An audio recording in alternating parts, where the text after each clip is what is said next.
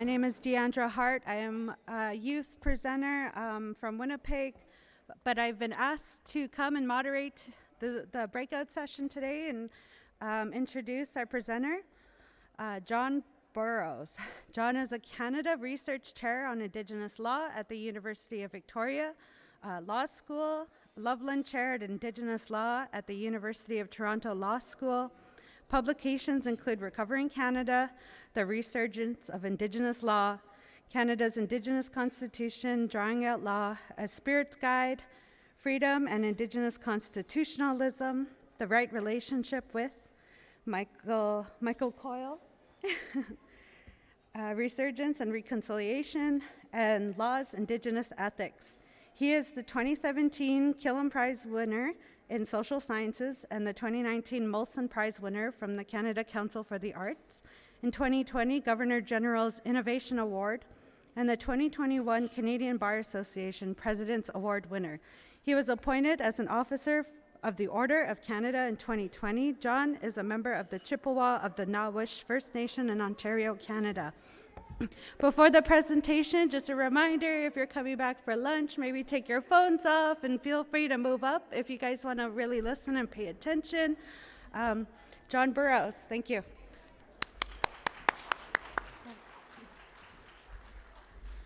Abuju, Nidinue Maganidok, Niji Nishnabeg Nishmarzig, Bangie to go Ninita Nishnabem, and Gagudichu Nishamayan, a giganos, Indigenous, Nea Shi Winigaming and Donjaba, Nigigin Dodam, Migwech Biajayag Nungum.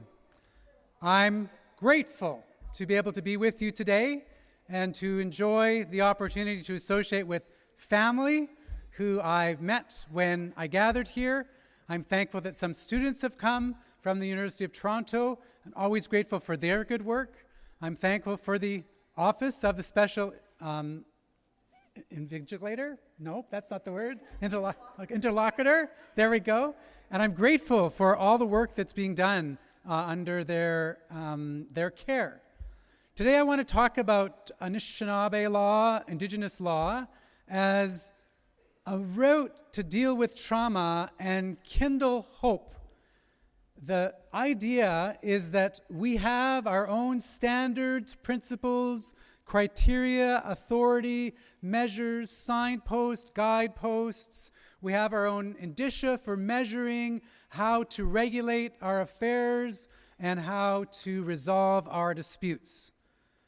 Those functions are legal functions, and they're embedded in our languages, our songs, our stories.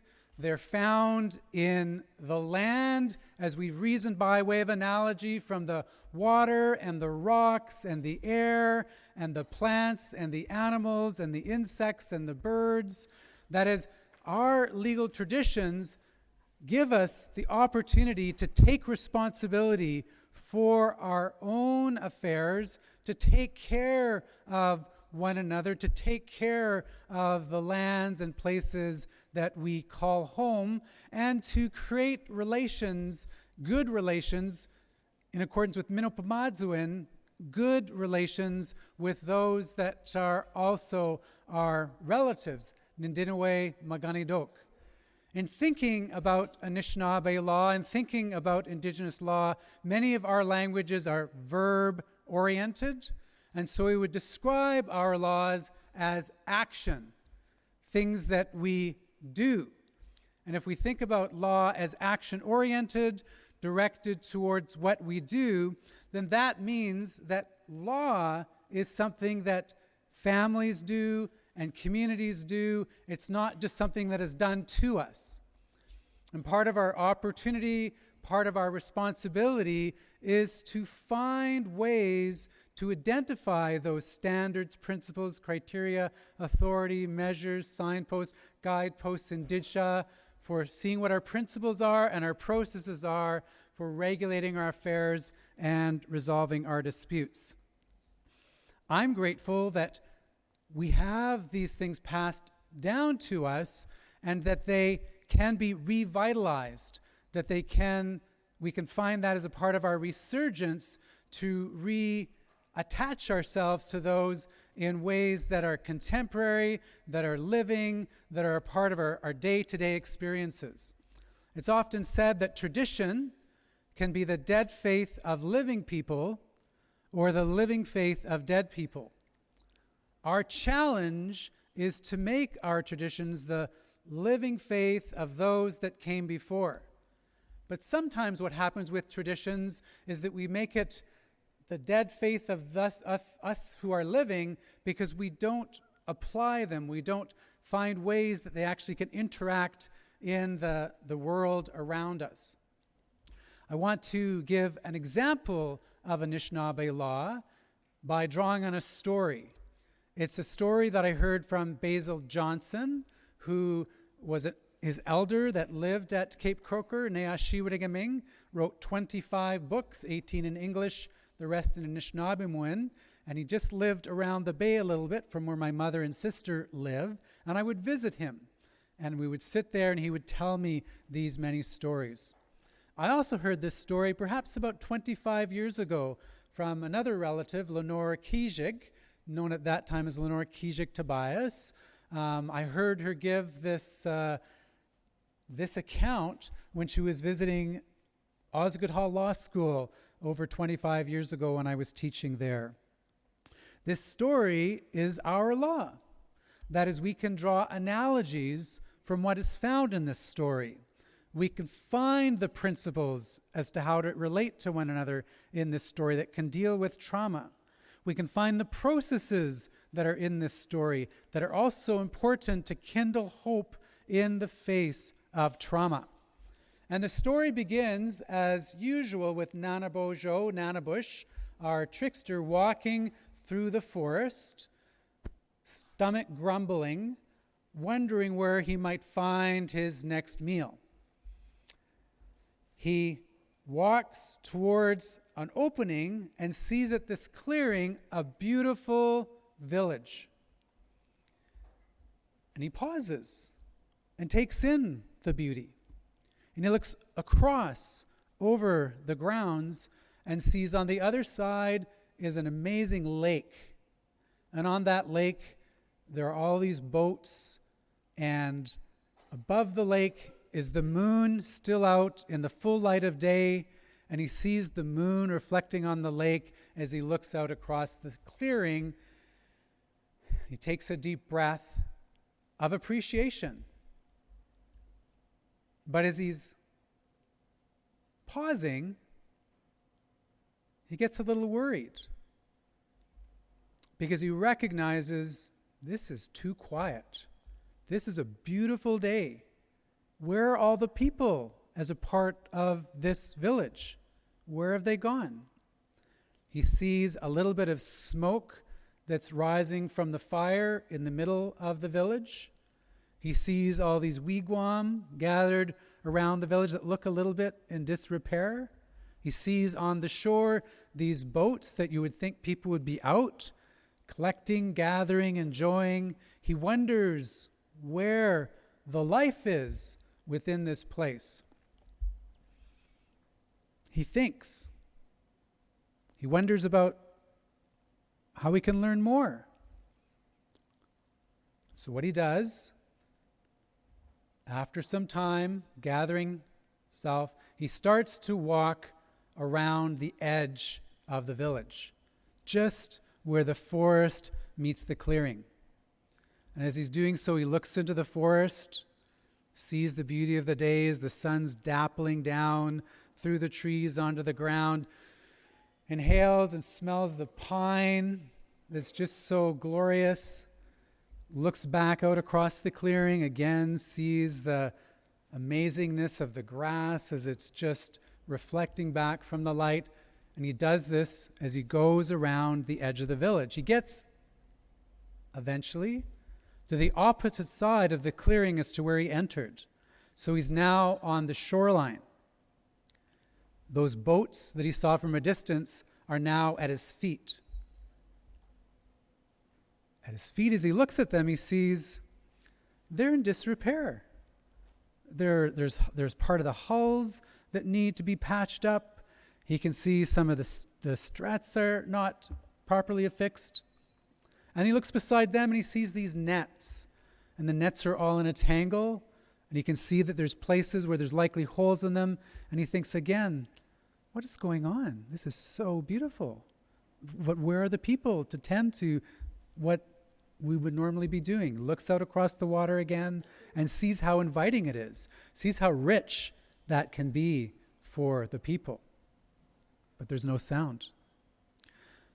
So he keeps walking around the edge of the community trying to figure this out, and eventually comes back to where he started from. Understanding the beauty, understanding some of the decay, and not understanding the silence.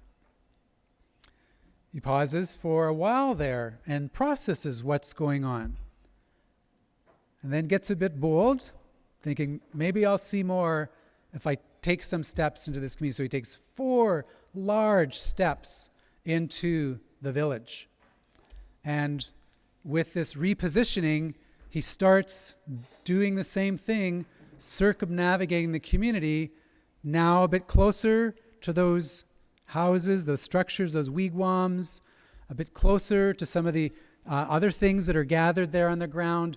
And he can still see, as he circumnavigates, that there's this lack of attention in an amazing environment. Comes back to where he started from, again collects his thoughts, listens, can't quite hear anything. He's really trying to study. Nothing's further coming, so now he takes 4 more large steps into the middle of the community. And this time, as he's circumnavigating, he draws right up beside some of these wigwams. And he can definitely see the doors need repair. He can see some of the elm bark on the outside structures have been sloughed off through wind. You can see that there will be the elements getting inside, and it's just not as it should be. And he sees this as he goes through this process again, and now is standing these steps in the community. Does the same, listens, watches, contemplates. Nothing further comes, so he takes 4 more steps into the community. This time, he's weaving between the wigwams as he's making his way around the community. And he can hear, it sounds like there's people inside. Why are they inside? What are they doing? What's the challenge here? And so eventually, as he gets near the end of that rotation around the circle, he pulls back one of the flaps, gets brave. And he looks into the wigwam, and he sees all of these dark eyes looking back at him who are gathered around the walls. And they look at him, and he looks at them. And again, there's silence. But he's brave and foolish. It's the trickster. He asks the grandmother at the door, Nokomis, what's going on here? Why is everything so quiet on this most glorious of days? Why aren't people tending those nets and tending the boats and looking after the dwellings and out there on the water, out in the forests? What's going on? There's silence for some time. Nokomis eventually answers back, Nanabush, it's our children. They are so sad that we can hardly move. We're feeling we don't know what to do. We're so sad. Nanabush takes that in, and he looks again into the interior, and he sees all of these young ones and elders, and he feels the weight of what's present. So he respects, closes the flap, and stands there for a little while. He looks into the center of the village and he sees that fire that's almost out. He strides towards that. He's really bold now. He walks right into the center of the village, standing in the middle, and thinks about what he's heard, what he's seen, wonders what to do.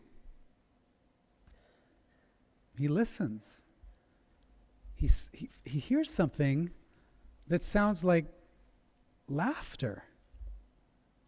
And it's so delightful given the contrast of what is present there in that village. And he cranes his ear towards it, wondering the direction that it's coming from. And he gets an idea. He's going to follow the sound of that laughter. So taking the direction from what he can hear, he goes out through the village, not towards the water and not where he came from, but this direction out into the woods. And at the edge of the woods, it's clear and it's easy to walk, but eventually it gets a bit more dense, and he's not able to make a true line path. So he has to go this way to get around a clump of trees and that way to get around some rocks. But all the while he keeps listening. And he gets closer to what he feels is the source of that sound until he's finally standing at the edge of a beautiful stream. A stream that's running through the forest down to that water. And he considers it, wonders, why does this sound like laughter? What's going on here? And as he observes, he can see the water running over rocks, running over ridges, and as it falls and as it tumbles, it sounds like laughter. And then he notices that there are rocks caught up in that flow. And they're amazing in colors. They're orange and turquoise and blue and red and pink, and just all these different colors running over one another down the stream towards the lake. And he wonders, what can I do? So Nana Bojo usually travels with a little pack, takes his pack, and he starts to gather some of those stones into the pack that he carries with him. And he gets a good number with him. And then he walks back to the village. And this time he walks straight into the center of the village. And he stands by that fire. And after listening for a little bit longer, he says, "Widu Kawashin, help me." And it's quiet. He lets some time pass. Again, he yells out, "Widu Kawashin, help me." And this time, a flap or two open in the wigwams, and people peer out, see who's standing there. It's Nanabush. Why would you want to go close to Nanabush, the trickster? So they close the flaps again. But he's observed what's happened. He's got some people's curiosity. So he calls out again, "Widu Kawashin."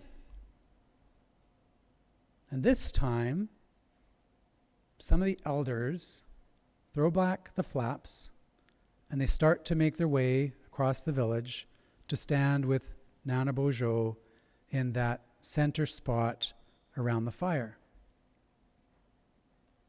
And he looks at them and they look at him. Now what? Nanabush calls out a fourth time, "Widu Kawashin." This time more flaps open, and they see their elders standing there with Nanabush. And so they start to make their way out of the wigwams to be in the center place of the fire. When they're finally all gathered, again, nothing is spoken. They just look at one another. There's a wonder, what is Nanabush doing here? Nanabojo eventually reaches into that backpack, that little pack he has with him, and he shows the bright and beautiful stones that he's gathered. And they reflect off the sun, and people can clearly see their beauty, clearly see what a gift these grandmothers and grandfathers are. But so what? At that point, Nanabush sort of crouches down, and in crouching down, he then lifts his arms with great effort and throws all the rocks up in the air around the people that are gathered there. And people, they flinch, and they start to brace themselves, thinking, we've been tricked again. Nanabojo, in our vulnerable state, is going to rain down rocks on us, and we're going to be made fools of. And so they're preparing for those onslaughts of rocks falling. But as the rocks rise and get at their zenith, a wind blows through the clearing, blows around that tendril of smoke, and catches the rocks. And the rocks start lifting and twirling and whirling in that space above the fire. Eyes are wide open. What's happening here? And eventually this swirl, this whirl breaks into different patterns and begins coming closer to the people. And one will go this way and up again, and another will come by and go this way and go up again. And people are not quite understanding, but it's beautiful. And then those bright patterns, those bright colors start coming down towards the children. And they capture their attention. And so a little one reaches out like this, and it escapes the grasp. And another little one reaches out like that, and it escapes the grasp. And suddenly these kids are going like this, or they're jumping and they're jostling with each other, standing around in the circle. As they're jostling, as they're jumping, smiles start to come across their face. And the dogs that had just been lying around suddenly come to life, start nipping at the heels of all of these children. And the parents and the elders and the grandmothers and grandfathers see the joy in their grandchildren's faces. They see the parents start to form a smile, and they then also are able to take that on. This is our law. Enoch konage. Enoch is like a stick. Konage is to act upon. What is being acted upon here? What is the pattern that we see present in our law? What are the standards, principles, criteria, processes, signposts, guideposts, measures, and indicia for regulating affairs and resolving disputes that you find in this account? How does it function as encouragement, but how does it function as a community standard for action? This is our challenge, is to see our language, our songs, our stories, our relationship with the natural world, and reason in relationship to them, and feel in relationship to them, such that we can say, you know what, in that story, this is what happened. This is what Nanabojo did to try to bring back something that was missing in that community. And here we are now, maybe 100,000 decades at least, time beyond when these stories were told. And how do we make our traditions the living faith of those that have gone before, the living faith of dead people, not the dead faith of living people.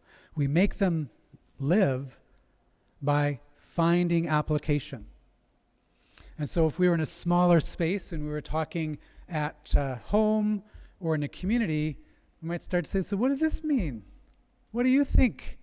And people would give their different points of view, inviting participation into understanding law's meaning. Well, here's what I think Nana Bush was doing when he was walking around the outside circle of the community. And here's what I think he was doing when he was observing the boats and the nets and the wigwam. And here's what I think he was doing when he talked to the elder, the Nokomis. And here's what I think he was doing when he listened. And what was he doing when he's out there in the forest and in with the water and the rocks? Nebe. What is happening here? And then he comes back to the center place. If we talk with one another about what's present in these stories, we can start to say, here is a process for finding hope in the midst of trauma. Reasoning by way of analogy or distinguishing, as the case might be, from what we see in our stories. And then we start to correlate that with other stories and see how they might reinforce or highlight aspects of what's going on here that gives us ideas about how we care for one another. And as we engage in that process of talking with others and expanding that circle of stories, then we're lawing together, right? It's something we do in those identifications. And then where we take that, it depends. That might be needed for a family. How can we care for one another in that setting? That might be needed in a community context. How can we find help and care for one another in this way? This idea of law makes us agents of law, architects of law, not objects of the law. This is to invite one another's gifts with all the diversities that are there, the grumpy ones and the happy ones and the shy ones and the enthusiastic ones. They all will have space to be able to see themselves in those traditions, those legal traditions that have been passed to us in those ways. And we might say, well, here are the principles. And they could be guiding for a child well-being law. Or they might be present to have us think about what we do with the graves around the schools and the missing children and how we act in relationship to our precious loved ones. Love, truth, honesty, courage, wisdom, respect, honesty. These are our 7 grandmother and grandfather principles. Correlating our stories with these gives us further guidance in implementing our legal traditions. In broader constitutional law terms, what Canadians aim for is peace, order, good government, life, liberty, security, freedom of association, religion. Those are important goals. I want to support those goals. I want to see them come to pass. But notice the different aim of the 7 grandmother and grandfather laws, teachings. Love, truth, wisdom, respect, honesty, courage. These notions are, yes, vague Yes, high aspirations. Yes, a little bit ambiguous, but so is peace, order, and good government. So is life, liberty, and security. We give those meaning by practice, and practice as they correlate with one another. Love needs to be tethered by honesty and courage and wisdom. It can't just be a standalone, decontextualized way of being in the world. Right? It has to relate to our stories. It has to relate to our principles. And you know that when you start to do the etymology of our words and you break down the morphemes, that you find so many teachings again about how to live in love or wisdom or courage. Basil used to teach about Zagin, the river mouths. We're the Zagin Anishinaabe nation. Cape Croker, Zagin. So what does that mean? He said, well, if you go to the river mouth, you see that there's a great flow of energy because water falls across the land. That water gathers in small trickles and rivulets, eventually joins in creeks. Creeks flow into creeks, and you get streams, and streams teem through the territory, and these streams eventually join to the river. And all of that energy is collected from all of our territory and delivered in powerful strength at that river mouth, Zagin, where it flows out. And what happens at that place? There is the richest abundance of life because of that energy. You get all that microbial life that gathers from that runoff, and its interactions with the soil starts carrying seeds along, and you get rich plant life at the mouths of those rivers. All sorts of bulrushes and wild rices and marsh marigolds, and it just goes on and on and on, the diversity of life that's there with the plants, with our medicines. Mush kike, mush, strength, ake, earth. All of these medicines, mush kike, are able to grow because of how that water has acted in relation to the entire territory. And we get the strength of the earth. And what happens when the strength of the earth is taken into the fish and the birds and the insects and the animals? They grow in great profusion there. They multiply more than any other place in our territory because there's so many nutrients to sustain them. And when you have those plants, mushkeke, gather with the little spirits, manadu shensak, those little spirits gather by that earth strength, and they provide that possibility for others to live. And then, of course, humans eventually come along. And traditionally, we made those places our summer homes because there was so much that we could do to live there. So that's Sagin. And we have one here in Toronto, Mitchasaga, right? And there's lots of Zagins in Anishinaabe territory across our country. What does this have to do with law, kindling hope in the face of trauma? How does this relate to what Nanabush was doing, what the grandparents were doing in this story? There's an outpouring, an outflow of energy that's present here. The word for love is zagit. I'm not sure they're etymologically related, zagin and zagit. But the correlation is a reminder that if we want to learn how to love one another, we go and learn from the rivers. Because there, in that space, through our language and through our observation, teaches us what we need to do to love, which is be like the river.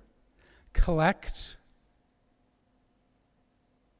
energy, from different parts of the world that you're circulating in, gather it in tighter and tighter places until you can deliver it in a flow in such a way that it sustains a rich diversity of life. Love is about creating the conditions of life for others to be able to flourish. And we learn that from the river. Our law is written in the earth. That is our archive. And so to find ourselves wondering what to do to revitalize our laws, there's a place for bringing back our stories. There's a place for language revitalization. There's a place from going to the lands and the waters and hearing from them. Nana Bojo, hearing from them and finding what can be done to bring that sort of abundance. Truth. Debwewin.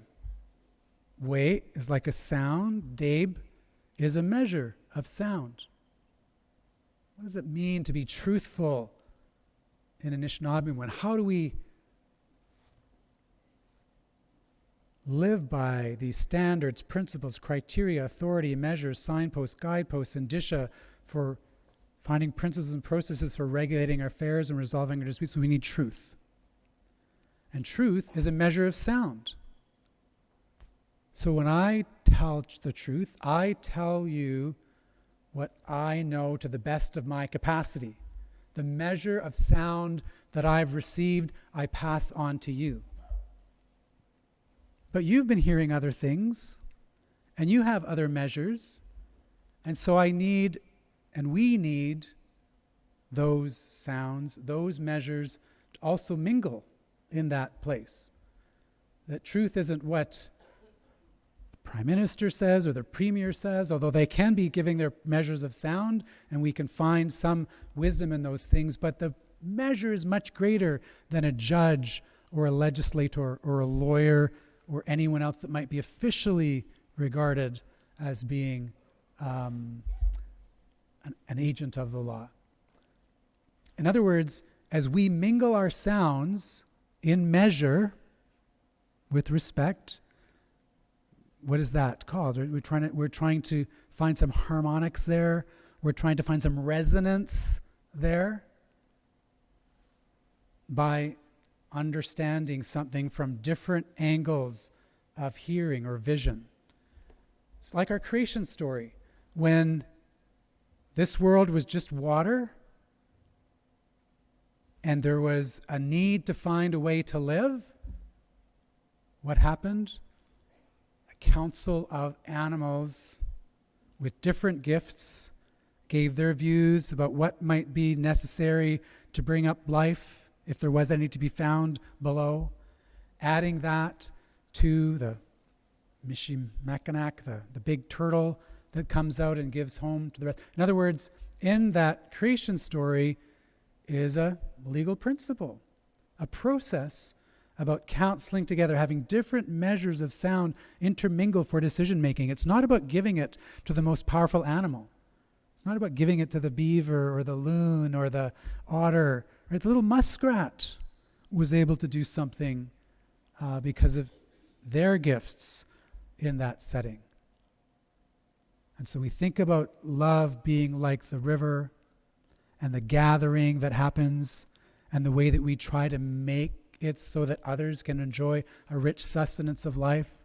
And then we think about how we can get different intermingling of sounds in that place to help us make decisions. Honesty, guayak, wadazuin, right? This idea of sometimes doing things directly, clearing away the obstructions, like Nana Bojo, when he comes back at the end of that story and walks straight into the council place. To be honest is to find paths cleared of obstruction. Things that get in the way of communication. To be honest with one another, we need to find those ways of miguayak, making it straight between us. or courage. Zungadewen. Zung, strength. Ode, the heart. Now there's an interesting teaching. What are villages? Ode Nong. This place that Nanaboj was, Ode Nong, the heart of the community.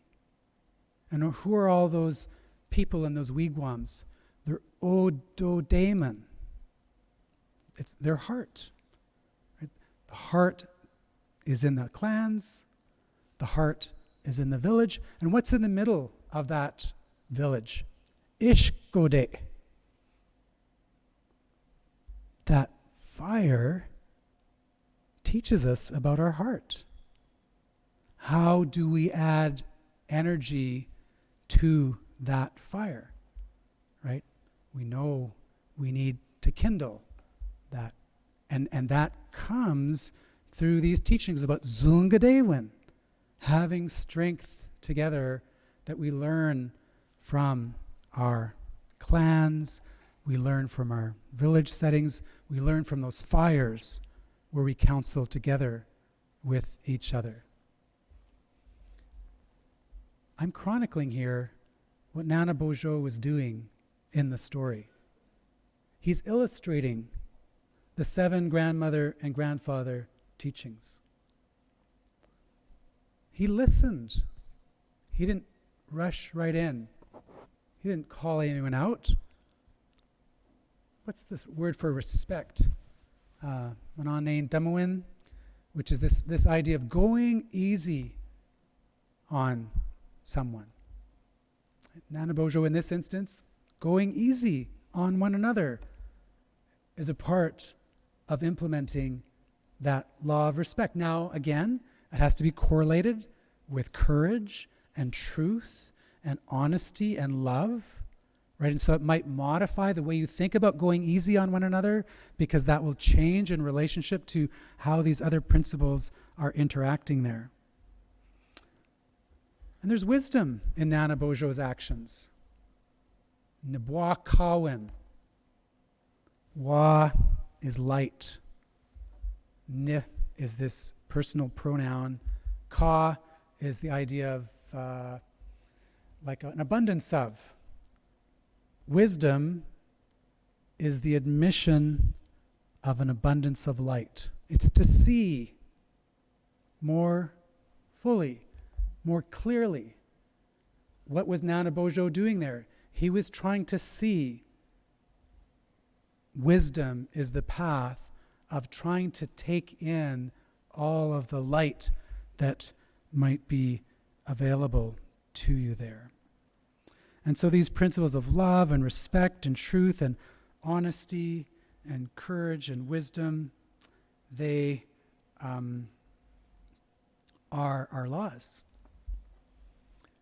And so the next question becomes, then how do we take that from our families, from our community settings? Where do we go with it? Well, there's all sorts of possibilities because we're creative people. We could continue just to tell the story and say, there you go, that's the law. And that respects the agency of the people you tell the law to, because they then have responsibility to think through. They're not just told what to do, you're cultivating the moral, spiritual, intellectual fire that's there in people. And so you might just continue to go that way. But maybe you think there's a song there. And you turn this into a song. And you have it during a powwow, or you have it at the beginning of your meeting, if you're dealing with whatever the issue is, right? Environment, children, land use planning, etc. That is to see those laws are written in waves in the air, as well as being written on the earth. But of course, it's also possible that you might want to try to capture this in writing, recognizing that capturing this in writing will only be a, a faint echo of what the power is when you're talking with one another. But nevertheless, sometimes that faint echo can help because it reminds you. It's like a mnemonic device. And then with the reminder of the writing, say, oh yeah, we need to remember, and then pull ourselves along in accordance with what might be written there. Maybe we want to put these into wampum belts. It's the way our ancestors communicated with one another when we had conflict historically, with 2 rows and arms being linked together and dishes with 1 spoon. What does it look like to think about weaving our law in the present to address the kind of challenges that we're here gathered today to talk about? This is our opportunity to live what some people were not able to live.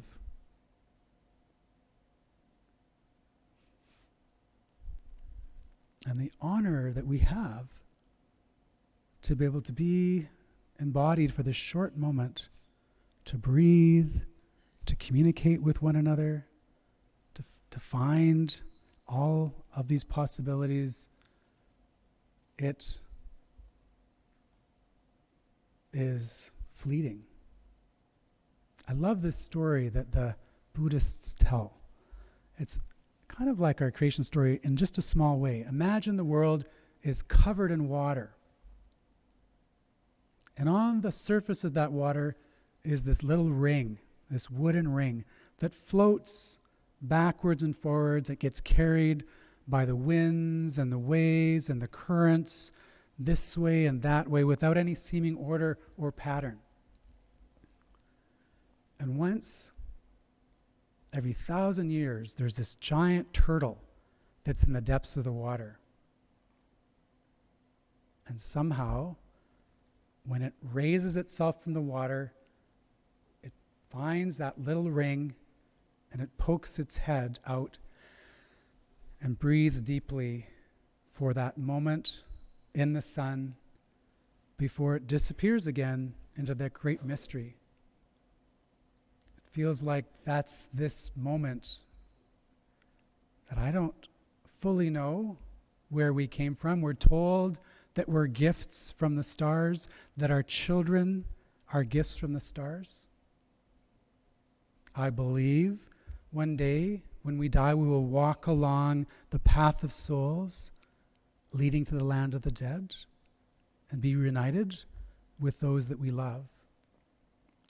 But this brief moment between the stars and going back to the stars, imagine finding that little hole and breathing in this moment to bring to pass what our possibilities are. And these laws, these teachings, give us that opportunity to be responsible to one another and responsible to creation. Our word for freedom, Daba Nain Dizuin, actually means that we have the freedom to own the responsibilities in our relationships. It's an idea of ownership, but it's not a property law concept of ownership. It's the freedom to own the responsibility in your relationships. It's also related to the word for citizenship, Dbain Jagazawin. Someone who's a citizen is someone who's sharing the responsibility of relationality. And so, this idea of our law is so exciting, even though we might just be passing through for a brief moment. And it's so staggering, too, because of the hurt and the pain and the loss and the fact that so many people have come and passed before their time. How am I going to honor them? Many, many ways. But hopefully one of those points of honor is by using our voices, speaking our measures of sound, loving one another, going easy on one another, being honest, being direct, girding up that heart with strength, trying to find the admission of light, and then pass it along. Right? You throw things up in the air. Maybe they're going to hurt you. Maybe they will be rocks that fall on your head. But those people were willing to take a risk. Even though the trickster was standing there. No, sometimes they can get good things that happen from that. Sometimes, but there they go. They live into the unknown. They live into ambiguity. They withstand. By standing with, they withstand some of those trials because we do have that opportunity to be there for one another. So, our law, our possibilities, and then joining those with people of goodwill from every walk of life that will find them. In Dinaway Magani Dog, we are all related, no matter where people come from and which corner of the earth. And I know that's sometimes hard to break across and see across those many, many differences that we have. But if we can, there's more possibilities that we can draw upon to find answers to our questions, because our circle keeps expanding, keeps growing, such that it sustains us. Sumigwech, Bizindiweg mit you. How? I think I've got just a few moments here, maybe 10 minutes for questions or comments, and we have a facilitator here that will lead us through these few minutes together. Thank you. And I really am hopeful, even as I've got eyes wide open to all the pain that's also there. Miigwech.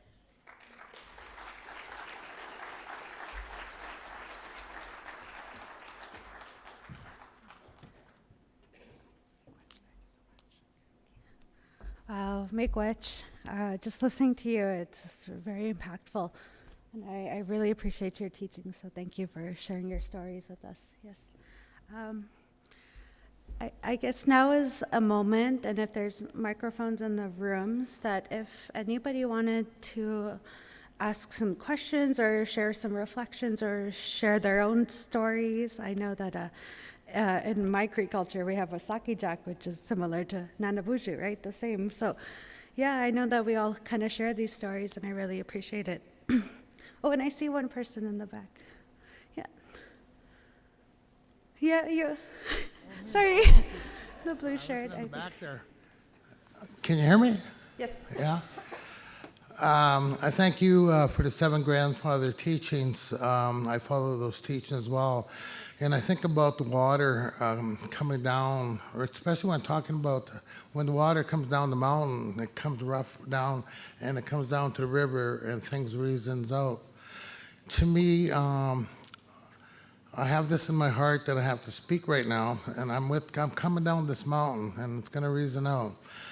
A little while ago, we had a meeting with the Circle of Survivors with NCTR, and it was with the interlocutor.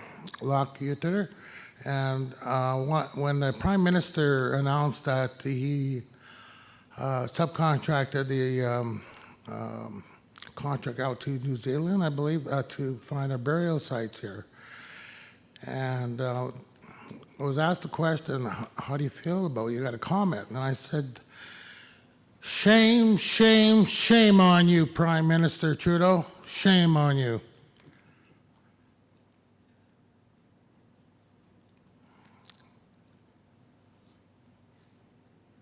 And I think about your teachings about bravery, and I speak from the heart.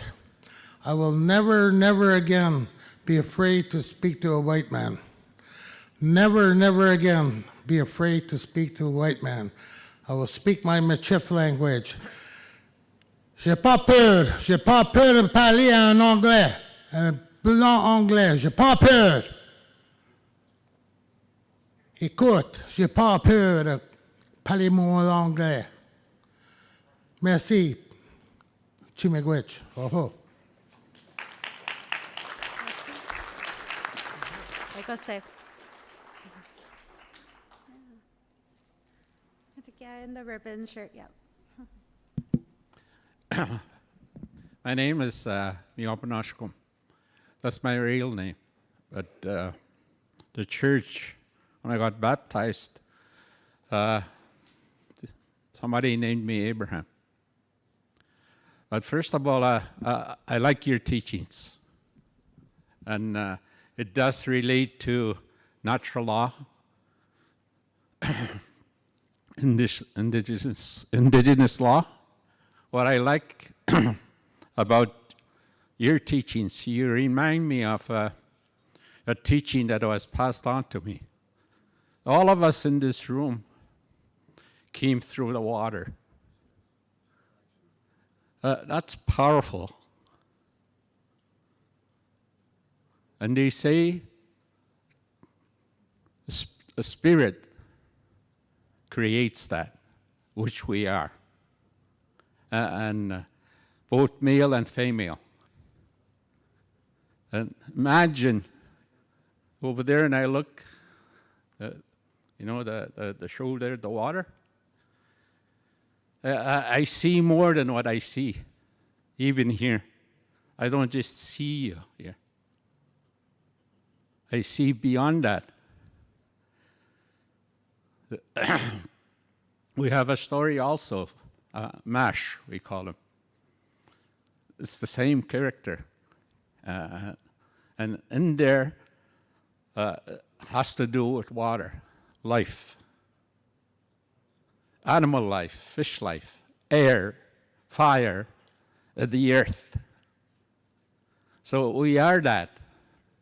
Air, water, fire, and earth. That's who we are. And it's time that we know we get to somehow teach that, because it is pure. And we do share our water when we cry. That's medicine, natural medicine. That's one of the greatest gifts we can give back to that spirit that created us. And when we speak, we have a voice. That voice also comes from that water. Imagine the heart like that. And in our way, that's the first thing you hear. First, it's water. And something happens, and it creates the beat. And it gets louder. And we hear it, we see that, the drums, the songs. And that's, to me, somebody is working to show us that we have that strength. We have that answers that we seek. We don't really have to look far, but look at the natural law and teachings from our ancestors. Thank you. Like that. I go say, yes, I think it's super important, and it raises a good point about going back to the basics and relearning. And, when this work gets complicated, we have to remember those basic teachings of ours that we all kind of know and share. And so thank you. That's very good and gentle reminders, too, for all of us. I think there was someone way at the back there with the hat, the cap. Anas, come on. My name is Patrick Etherington. What I wanted to share and first is thank you, Naskaman. The most thing that sticks out at this time of what trauma and the effect it had towards reconnecting or setting forth our connection to those natural laws in regards to, and one of the most thing that I've heard in our learning is reinstatement. And when I say that, I think about I was born in Fort Albany, Ontario, and as you see in the history on the James Bay coast, it's about 16 to 17 inches above sea level. And after that, when you look, it goes into the salt water. It enters the bay, and it points to the direction of the ocean. And what I'm saying is, the land begins to move up, and as the land unravels, it begins to set into motion specific areas that documents in regards to what the land describes. Then it keeps moving up, and it keeps moving up. Finally, it hits the mountain, which is rock. Why I'm saying this is when it hits the rock, it creates, the land was the stem. The rock becomes the bowl of that pipe stem, and it moves into creation of our Constitution. In the moment it hits that together, then we visit towards the truth of what it is about that Constitution. And then it relates to the people. Like I said, I came from the bottom of that beginning of that water and the stem of that pipe as it begins to create and describes each level. And when you start looking at each level, it visits one of the things that I have learned is where each of these stem of that land visits. In Thunder Bay area, they talk about the sleeping giant. Again, it sets into motion what it is about your education, your belief system, and that has existed. Then you keep moving down across. Then you come to Lake Winnipeg, and they say, Manitoape.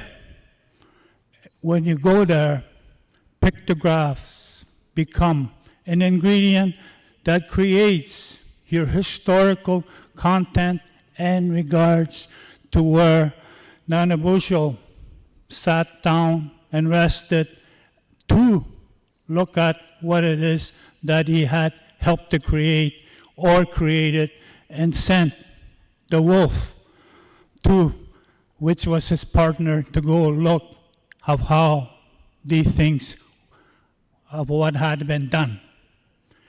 As you can see, then you go to Saskatchewan.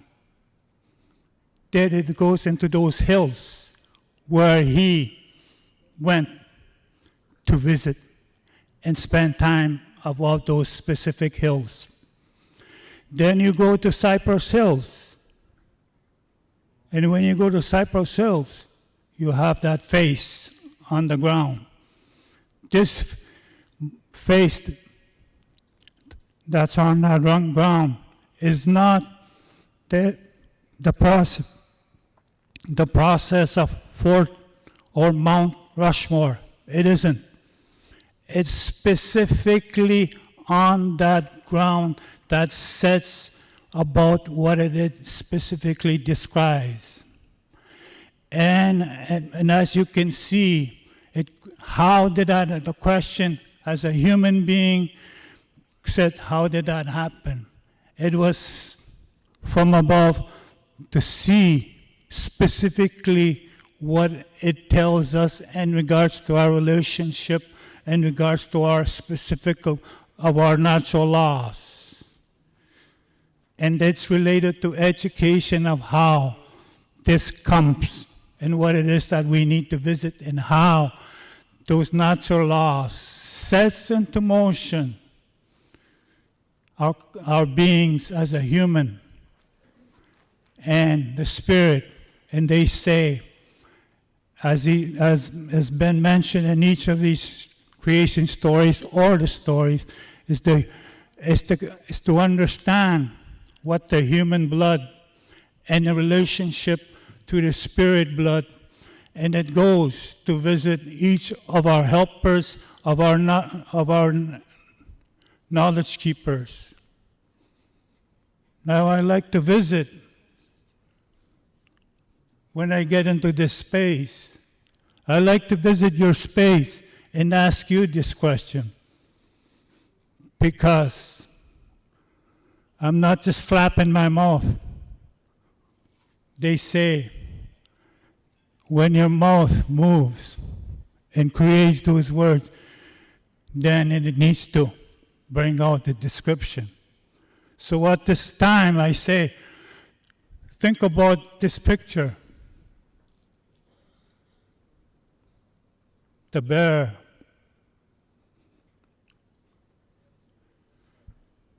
mountain goat, the buffalo, and then the moose.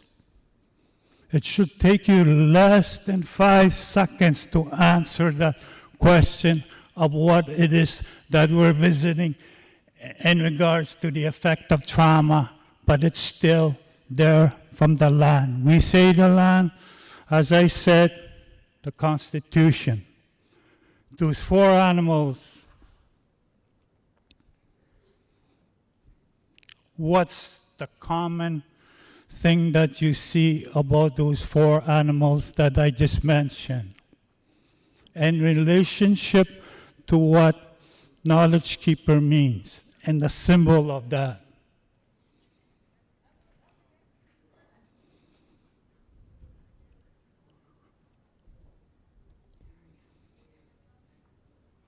So I'll move back in as the representative of those teachings. The bear, the mountain goat, the buffalo, and the moose. If you look, picture it, they all have a hump. They all have a hump. Knowledge keepers, they carry specific bundle on their back of those symbols. Then you start looking at those roles and responsibility and the accountability of those symbols of what specifically they in regards to the values and integrity and what it is that has been disrupted. Now you go to the mountain goat. Just to answer briefly, when you go to the mountain goat stays in his territory, fulfills his role in regards to the boundary and what it is responsible in his role and what it is that he's accountable for. That was, as I understood it, and how it was laid out on the foundation for me to uphold and what it is that I hear in this presentation. So as you can see,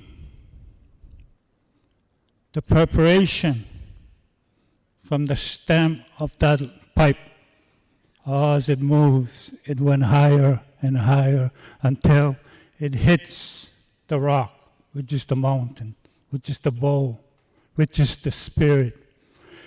And then above that is the thunder, which is the sun, the thunder, the water.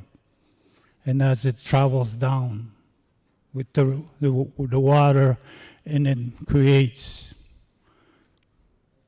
and it hits our area, which is the salt water.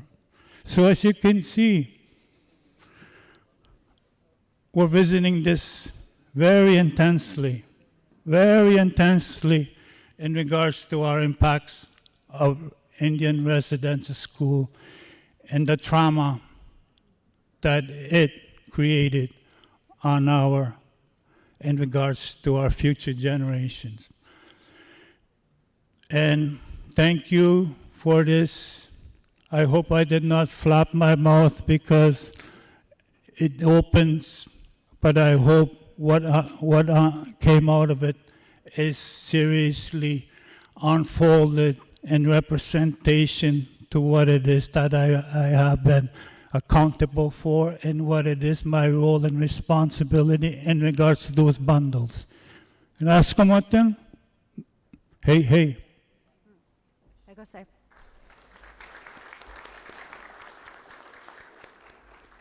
You reminded me of our roles and our kinship roles when it comes to the spirits of the land and the elements and the animals and stuff. And we need to rekindle not only the relationship between ourselves, but with those elements as well. So that's a very good reminder. And as a young person, that's what I'm taking back from that. So thank you.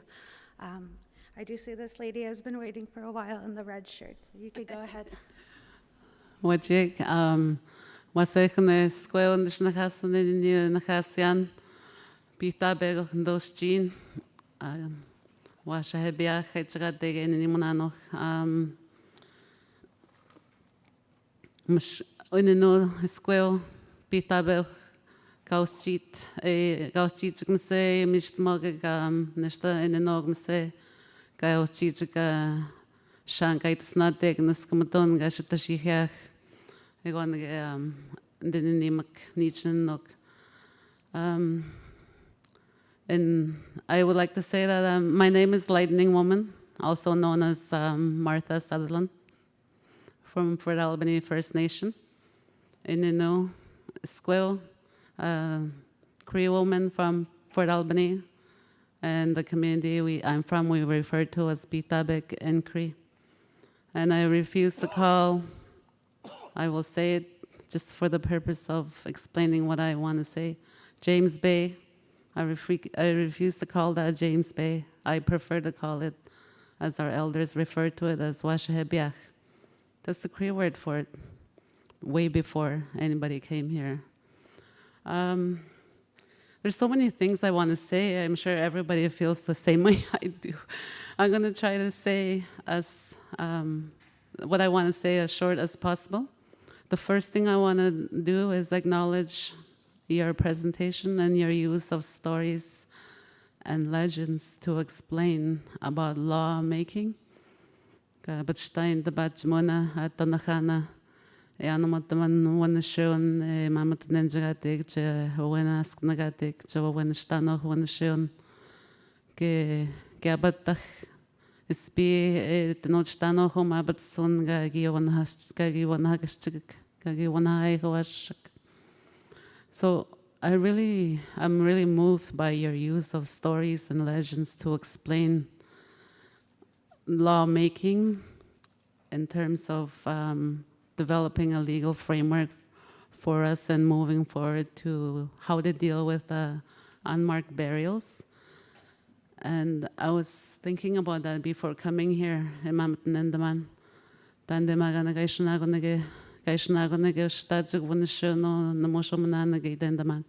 How did our people, our ancestors, develop laws before anybody else was here. But one thing I do know, my father has given me many concepts and teachings, especially with language and treaty and our culture and the use of land and how land was used. How they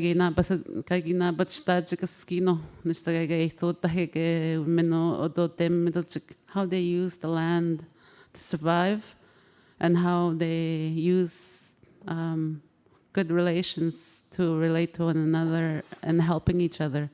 So two concepts that come to me.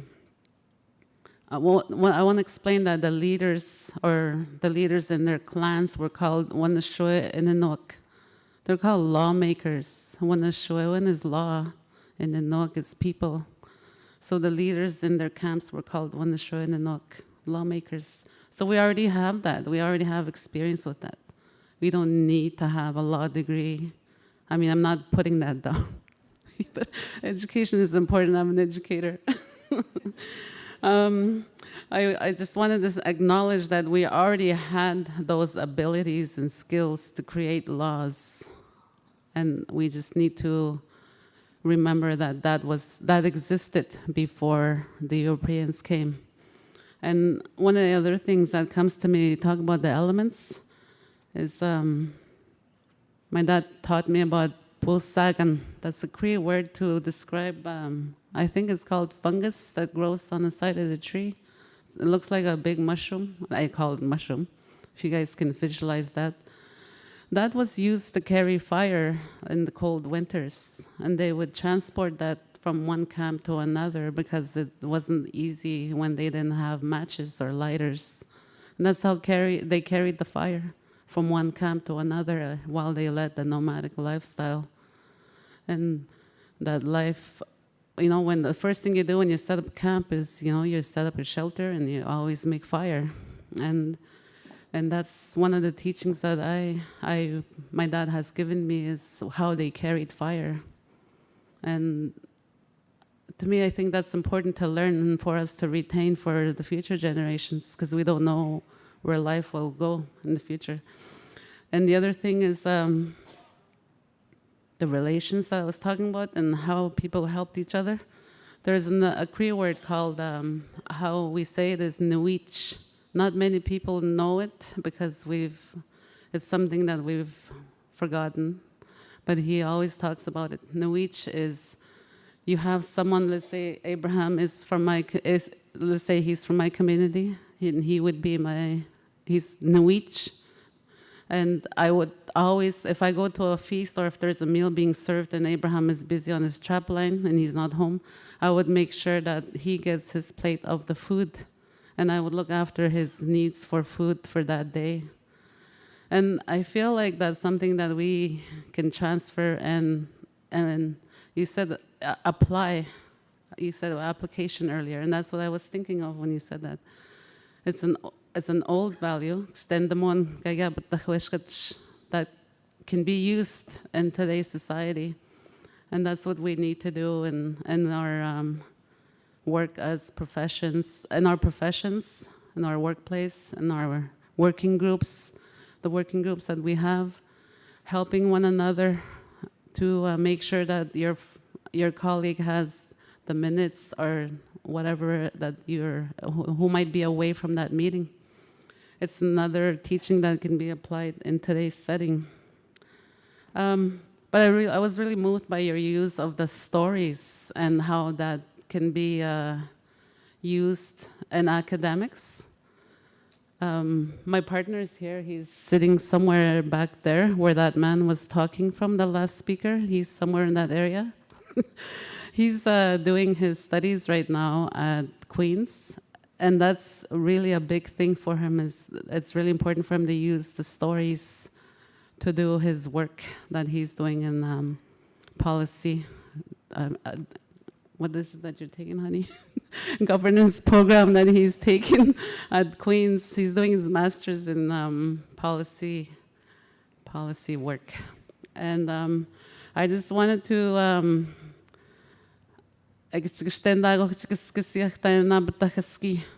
Kstentamona, Kitishgishono, Tabatsmona, Atanokana, Nagamona, Nishmaga Shem Hayahinano. It's important for us to make sure we always keep those, the use of the land, the values, language, and stories and legends and songs and ceremonies in the work that we're doing as working group members for the search for missing students and burials. For me, I always hear about GPR. That's good. I'm glad that we'll be doing that, and I want that to be part of this search. But I also want ceremonies to be used in the search for my missing uncle. This morning we heard from Ed Sachany in the back. He's talking about the same student I'm referring to. My late uncle is one of what they refer to as the 3 missing students from St. Anne's School. And I think it's important for ceremony to be used in the search for my uncle. And I will make sure that happens in my community for the work that we're doing as a working group member for the initiative for St. Anne's School. And I believe that's everything I wanted to share, but I just really, I was moved by your use of the stories. It really simplified things for me because those are things we can all relate to. So before I go, I wanted to say that the water, like they say, I've always heard that the Inuit have so many words for snow. In our language, we also have a lot of words for nibi. We have Saghegnabwe, which is lake water. Sibiobwe is from the river. Shibishashobwe from the creek. Muskegwabwe, I come from the swampy land, and we call that muskeg water. Muskjonabegwa, spring water. And we also have Muskomiwabwe, water from the ice. And we also have Kemonoabwe, water from the rain. I almost said that backwards. And Konoabwe, from the snow. So there's, I really the words are really important for us. And there's so many words that when people say, who is it that I asked the other day? The one that did the morning sacred fire yesterday. He said the real word, or how you pronounce Toronto, is Taranto, he said. And I asked, what does that mean? So he had a big story, right? And then after, his sister reminded him, but what does it mean? So that's what we always have to ask about words, what they mean, because it always grows to a story, right? Anyways, I love that talk. I'll stop now. Thank you, amigos.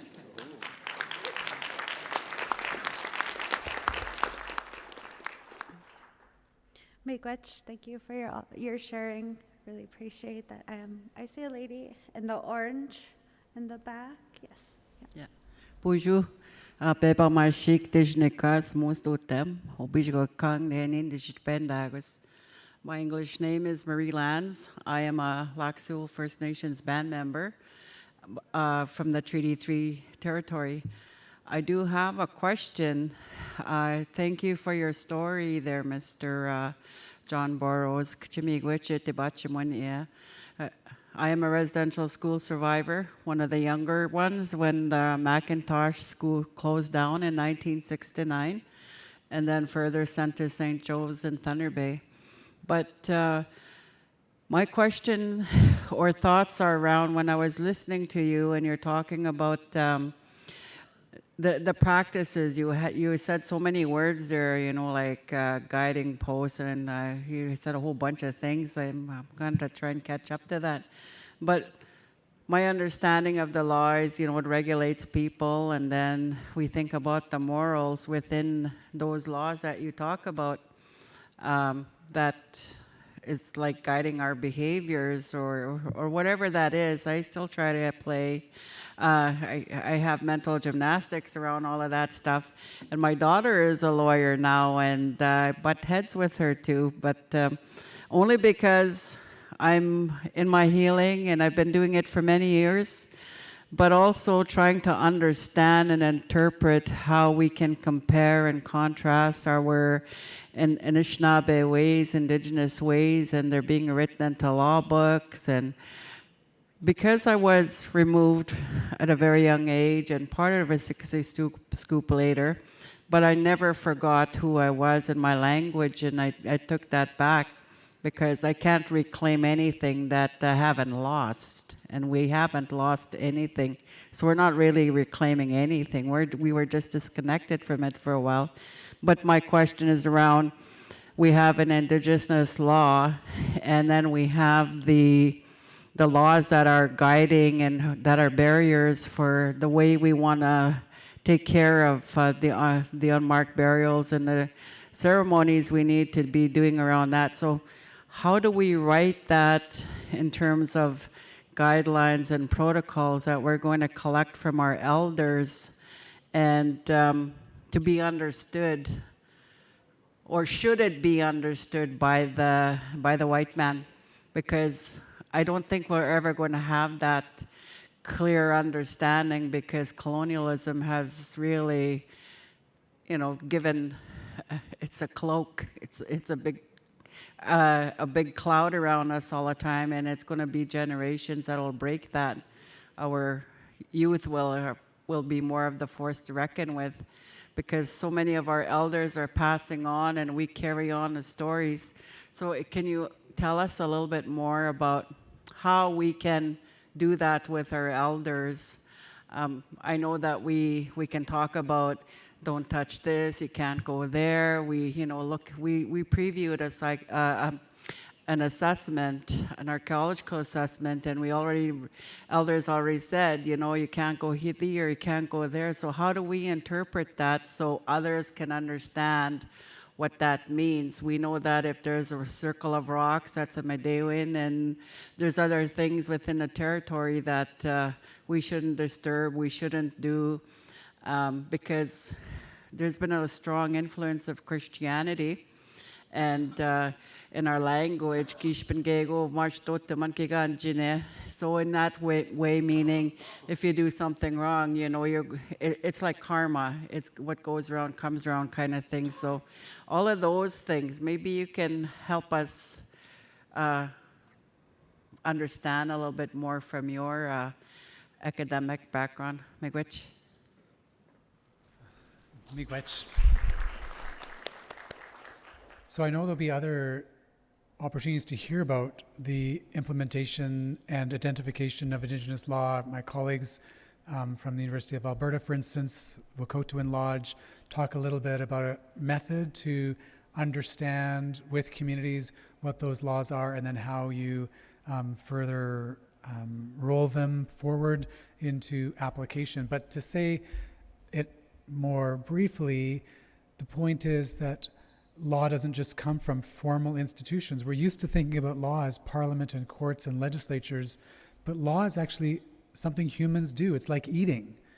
We cannot live together without some expectations that provide patterns that allow us to know what to do and what not to do. And so the revitalization of Indigenous law is to make explicit what's implicit, to identify what those patterns are. And those can be, as I mentioned earlier, with language and story and ceremony and song.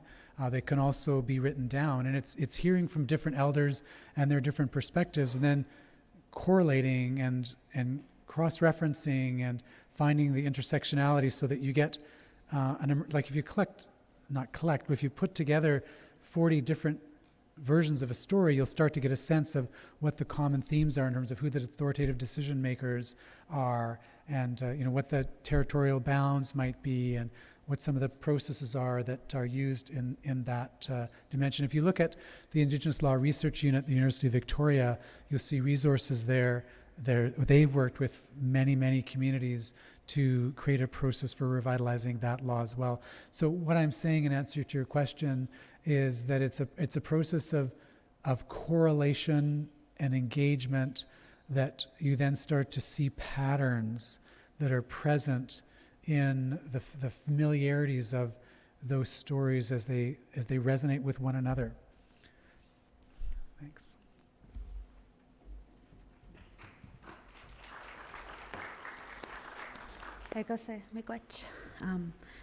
As a young person too, some of my passion work is film, and we have technology, and look what we're able to capture. And so I just encourage that. Tell your stories, get somebody to film you. That's so important. Do that archive work and capture it so we can hold on to it. So our babies can hold on to it, so we can relearn. We had a Cree elder once back home in our community who got a lot of flack for filming a Sundance, but he wanted to do it for the people, to teach them, to learn. But just sharing your story, your experiences, if you're comfortable, we need them as young people. So that's another way you could do that and share with us. I saw there was one more. I think we have time for one more in the gray. Yeah, thank you. Miigwech kagi tabadrumayan kagi windamagayan we ansniu madizun. Thank you for your stories. Thank you for sharing our ways of life as people. It certainly is reminds me of me growing up. My name is Saul Mamakwa. I'm from Kingfisher Lake, a small reserve in northwestern Ontario. And I grew up on the land up until I was 13 years old, spending my some time on the land with my parents. And I never realized until later on in life that there were actually teachings and the ways of life, the history, the stories, the naming of the points, the naming of the creeks, and the values that we have as Anishinaabe people. And it wasn't until recently I acknowledged that I actually went to residential school when I went to high school, grade 9 and grade 10. And that this is my first gathering of national gathering, or in a gathering for Indian residential school. So I really thank you for those stories, because I think our ways of life are so important. Today, this morning, I got a day off from work. I skipped school, skipped work. And one of my roles is I'm a member of provincial parliament here in Ontario. And this morning I had this debate. It's about 20 minutes in debate, and I had to talk for 20 minutes. And one of the Ontario budget, they presented their budget just last Thursday. And one of the itemized budget in Ontario is $25 million for the next 3 years. And I spoke about that this morning. And that this is for the search for our children. And I just, in this government, they're just praising themselves about that. There should be no cost to searching for our children. I never planned on being a politician, but I am here. I am here to, every day I see oppression, colonialism, racism, discrimination, inaction in front of me. I sit across from the conservative government that's in Ontario. I want to thank everyone here that's here, because you give me courage with your stories. Because we are not supposed to be here. That place I work at just up the street, I'm not supposed to be there, but we are there. And I try to speak my language as much as I can, but it's not allowed to be able to speak Anshinimun in my language. I mean, in that place. That's how colonial that place is. So again, I just wanted to share those, thoughts. I just wanted to say hello. I was kind of scared to come up, but I'm not afraid to speak up against the government. But it was, I don't know if it's just the survivors. It's just acknowledging everybody that's here. We hear you. We are here, and I will keep speaking up in the provincial legislature here in Ontario.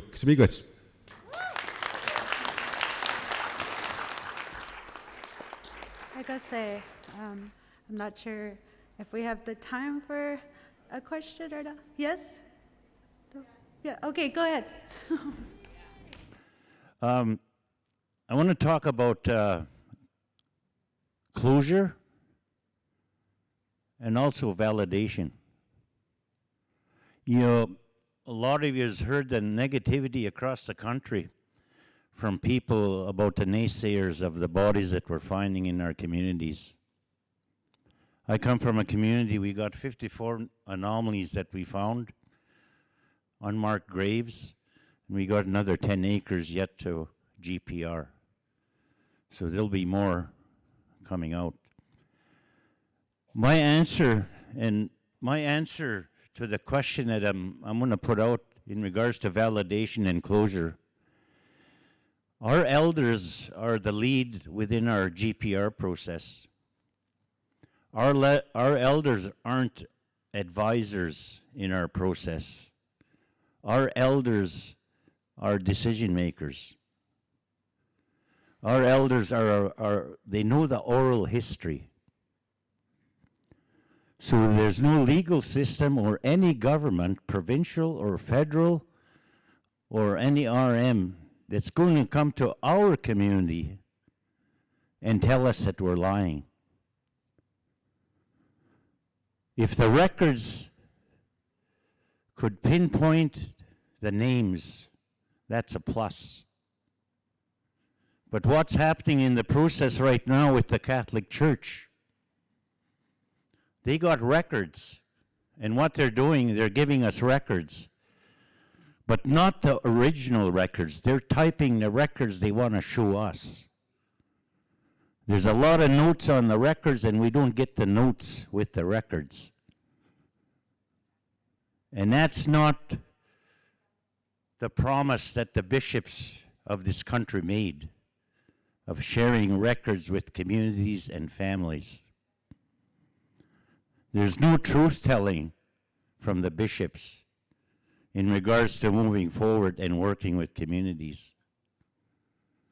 So our solution to the problem of us identifying our children is the oral history of our people. And if they want to take that to the courts, it's up to them. Oral history is strong standing in the courts. So no individual of government is going to come into our community and tell us those aren't bodies. And within our community, we will not be touching our bodies. It's against our culture and traditions. And our culture and traditional history goes back way before what was given to us as Indian people. We talk about the inherent rights in this country, not the federal inherent rights policies. The inherent rights that we have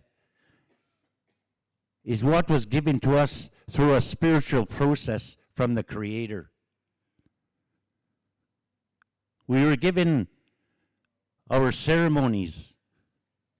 We were given our pipes. We were given our directions. We were given, I'll say it in my language. Miwe ga mini wu si min paginanik. Zugumina o nakinigi win. Gigi kwe win. Zugumina o zitsigeo dinan. Zuguge gagikito win. Miwe, that was given to us by the Creator. And I tell you, across the country, there's fear of the language disappearing in our communities. If we do not hold on to our language, we are not going to have our ceremonies. Because our spirits don't understand English. And I'll share that with each and every one of you. It's so important. Like Mr. Porter discussed it this morning. Mr. Porter tells the truth. He's a truth teller. And that truth telling has to come from our people in regards to moving forward into our lost children, those children that never came home. So with that, I thank you very much. Kinasko Mitnawa. Thank you all so much for all your sharing and your teachings with everyone in the room. Let's thank John Burroughs once again for his presentation.